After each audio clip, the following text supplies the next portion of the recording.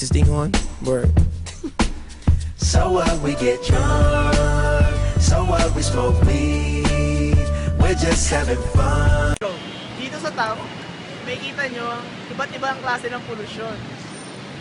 May land, air, water pollution. Una sa lahat, may land pollution. Nakikita nyo, mamaya, i-feature namin yan. Pero ang akin, papakita ko sa inyo, ang air pollution. Nakikita nyo sa tambucho ng kotse, nag-i-emit siya ng CO2 na harmful sa nature.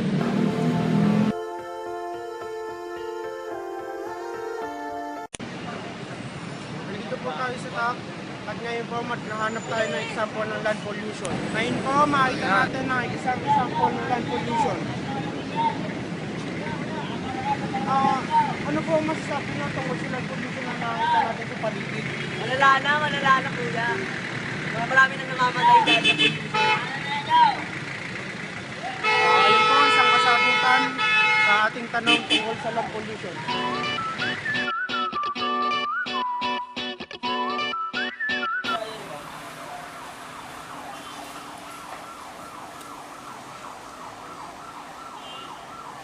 Magandang araw mga kapwa pamilidyano. Ang gagawin namin ngayon ay isang sa aming mga dokumentaryo tungkol sa polusyon sa ating bansa. Isa sa mga suliranin ng ating Pilipino ngayon ay ang water pollution. Ano nga ba ito? At ano nga ba ang epekto nito sa ating komunidad? Ngayon, magtatanong tayo ng isang mga tao o mga kabayan natin na nagdudusa sa water pollution. Magandang umaga po kuya. Magandang umaga po naman. Pwede po mga magtanong? Ano po ba ang pagkakaintindi niyo sa water pollution? Water pollution ang pagkakaintindi ko sa uming tubig. At yung ginamit ng tao ay makakasama sa kalusugan ng tao. Maraming salamat po kuya. Magandang umaga po. Ano po ba ang pagkakaintindi niyo sa water pollution? Sa water pollution? Pagkakaintindi, marami. Marami siya. Wala tatapon ng mga basura. Yung mga drainage na. Sakto! Tubig. Salamat po kuya.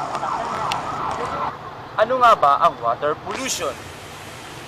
Ang water pollution ay isang maduming tubig na kung saan naghahalo-halo ang iba't ibang dumi ng hayop, tao, at pwede rin ang dumi ng sasakyan, sa bahay, at kung saan-saan. Ngayon, pupuntahan natin kung saan ang lugar na may water pollution. Tara, sumama ka sa akin at hawakan ang aming kamay.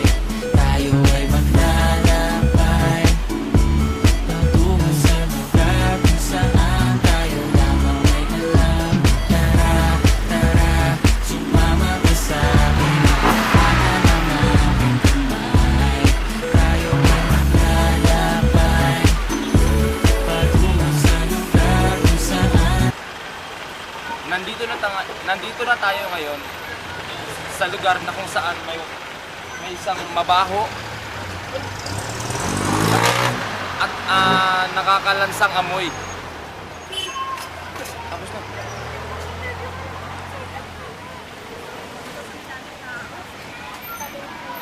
May tumatawag sa akin.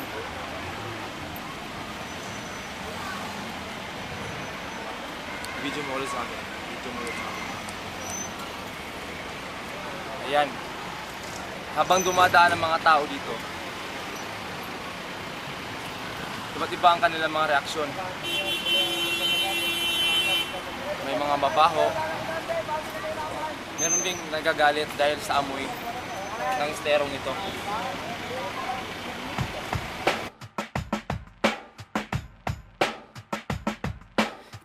Magandang araw mga kapwa ko Binildiano. Ako nga po ulit si Carlo Caong. Isa po sa araw na ito ang tatalakayin natin sa aming dokumentaryo ay tungkol sa polusyon, sa ingay o noise pollution. maraming pinanggagalingan ang noise pollution. Isa dito sa aking kinatatayuan ngayon, kung saan kung saan maririnig sa lansangan ang iba't ibang ingay o noise pollution na nagagawa ng iba't ibang bagay tulad ng kotse, tao, pet, pito, at saka motor. Marami epekto ang noise pollution gaya ng stress, nakakasira sa pandinig, at marami pang iba.